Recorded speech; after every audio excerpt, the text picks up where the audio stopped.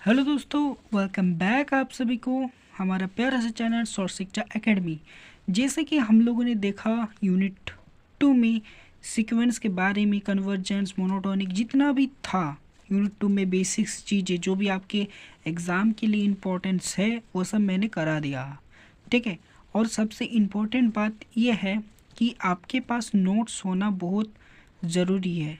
ठीक है। अगर आपके पास नोट्स नहीं रहेगा तो आप ये सारी मैंने जितने भी वीडियो बनाई वो सारे आपको बेकार ही लगेंगे, क्योंकि समझ में नहीं आएगा कहाँ से मैं क्या उठा रहा हूँ। ओके, समझ में आ गया। तो हम लोग कहाँ पे थे? इनफाइनाइट सीरीज़ में। इनफाइनाइट सीरीज़ में हम लोगों ने देखा कन्वर्जेंस, डाइवर्जेंस, ऑसिलिटी, इसका क्वेश्चन भी और कुछ डेफिनेशन भी हम लोगों ने किए। सो अब हम स्टार्ट करेंगे टेस्ट के ऊपर, यानी कि थ्योरम्स। अब यूनिट 3 में बहुत सारे थ्योरम्स है, मैंने बताया था पहले ही। तो आज हम स्टार्ट करेंगे कंपैरिजन टेस्ट में। इस पे स्टेटमेंट करेंगे और उसके बाद क्वेश्चन करेंगे एक दो। ओके, तो चलो बिना देरी किए हम लोग इस चीज़ को स्टार्ट करते हैं। कंपैरिजन टेस्ट का स्टेटमेंट क्या कहता है कि इफ़ AN BN, अगर देखो कोई किसी किसी का नोट्स में UN और VN करके लिखा रहेगा, तो इसमें घबराने की बात नहीं है। ठीक है, मैं AN और BN करके ले रहा हूँ। तो यहाँ पे AN BN दो पॉजिटिव टर्म है और K क्या है? एक फिक्स कांस्टेंट पॉजिटिव है। सो ये कन्वर्जन और डाइवर्जेंट कब होगा? अगर BN कन्वर्ज हुआ तो AN भी ऑल्सो कन्वर्जेंट होगा। अगर AN डाइवर्ज हुआ तो BN ऑल्सो डाइवर्जेंट होगा। अब इसको चेक करने का तरीका है कि limit n tends to infinite लगा के n बाई BN करेंगे और इस पर K कुछ भी वैल्यू आएगा, यानी कॉन्स्टेंट टर्म आएगा, है ना, एक फाइनाइट वैल्यू आएगा या फिर इनफाइनाइट वैल्यू, वो हम लोग देखेंगे। तो कंपैरिजन टेस्ट को क्वेश्चन में अप्लाई करने से पहले सबसे पहले ये चीज़ समझना बहुत ज़रूरी है, जो है P सीरीज टेस्ट। ठीक है, 1/n to the power P equal to 1/1 का power P plus 1/2 the power P। ऐसे पावर अगर मान लो आपके पास क्वेश्चन दिया रहेगा, ठीक है, n निकाल लिया, bn निकाल लिए।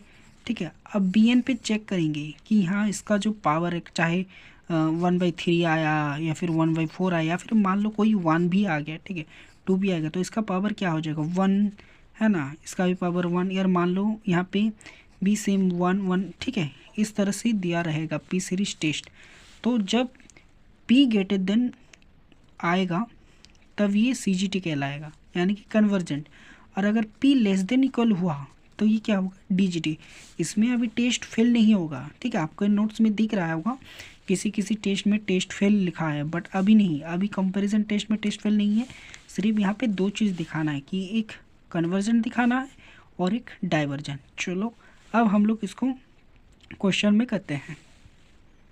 तो ये दोनों चीज़ हमेशा ध्यान रखना, जब लिमिट A या फिर AN बाई BN लिख करके निकालेंगे ना, इस पर जो भी आएगा फिर उसके बाद P सीरीज़ को हम लोग याद करेंगे और उसके बाद से कंडीशन देखेंगे कि ये P ग्रेटर देन 1 है या फिर P लेस देन इक्वल 1 है। सो यहाँ पे एक सिंपल सा क्वेश्चन है ना, ये सिंपल सा क्वेश्चन आप जैसे पहले करते थे ना लिमिट वाला, वैसे ही है। मान लो यहाँ पे लेट ले लेते हैं n equal to n by n plus 1। ये सिंपल सा है, इसमें उतना ही नहीं है, मैं भी देखा नहीं, ये क्वेश्चन ले लिया, बट मैं चलो इसको फिर से कर देता हूँ। अब क्या करेंगे? n equal to n common ले लेते हैं यहाँ से, 1/1/n, n कैंसिल, तो बचेगा यहाँ से 1/1 प्लस 1/n। अब इसमें लिमिट लगा देंगे, limit n tends to infinite an equal to limit n tends to infinite 1/1 plus 1/n। ये ज़ीरो हो जाएगा और ये जो है 1 का पावर नहीं, 1 का पावर नहीं, ये ज़ीरो हो जाएगा और 1/1 आ जाएगा तो 1 ही बचेगा। तो 1 का पावर अभी क्या है? 1 है। सो P सीरीज टेस्ट में देखो, अगर P लेस देन इक्वल 1 हो तब ये डाइवर्जेंट होगा। सो हम लोगों को क्या आया अभी? 1 का पावर क्या है? 1 है, तो इसीलिए ये क्या हो जाएगा? डाइवर्जेंट। और इसमें दिखाना है कि so that the series this is divergent, तो हम लोग को डाइवर्जेंट मिल गया। ठीक है, ये सिंपल क्वेश्चन था। इसमें अभी AN बाई BN वाला नहीं आया है, AN बाई BN वाला आएगा इसके बाद। और एक क्वेश्चन करते हैं इसी का, और मैं इसको पहले से सॉल्व कर लिया ताकि हमारा वीडियो जो है लंबा ना बने। ये रीज़न आपको भी पता है और मुझे भी पता है किस रीज़न से मैं ये करता हूँ, ठीक है। तो ये जो क्वेश्चन है दिया गया है कि so that this one is क्या होना चाहिए, डाइवर्जेंट होना चाहिए। तो हमने पहले क्या किया कि let y equal to n to the power 1/n लिया अभी के लिए, और उसके बाद log अप्लाई किए तो ये 1/n इधर आया और log n है वह। उसके बाद यहाँ पर लिमिट अप्लाई कर देंगे, तो लिमिट अप्लाई करने से इनफाइनाइट बाई इनफाइनाइट फॉर्म आ गया।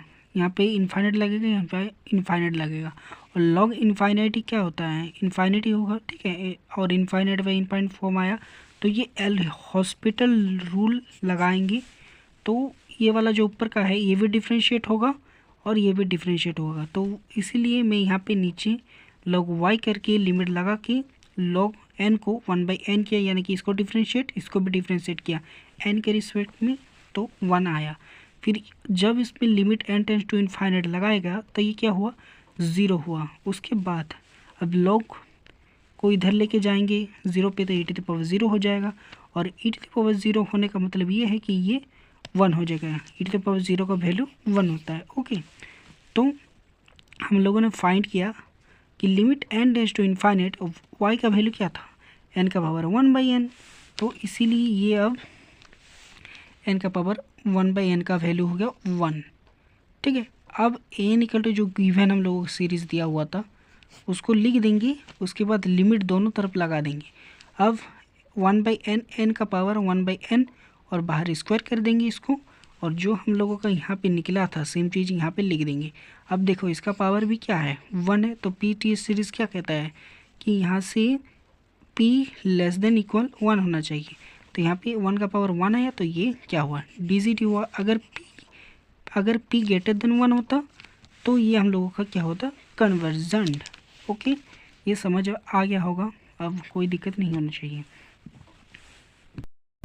सो ये वीडियो यहीं तक मैं ख़त्म करता हूँ, और अगले पार्ट में ये वाला जो क्वेश्चन आपको दिख रहा है सीरीज़ जैसा, इसको मैं लॉन्ग में एक ही पार्ट में बनाने का कोशिश करूँगा, ठीक है।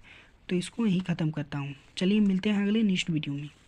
तब तक के लिए जो भी न्यू है हमारे चैनल पर सब्सक्राइब कर दो ऐसे टॉपिक रिलेटेड वीडियो के लिए। चलो मिलते हैं, टाटा बाय बाय।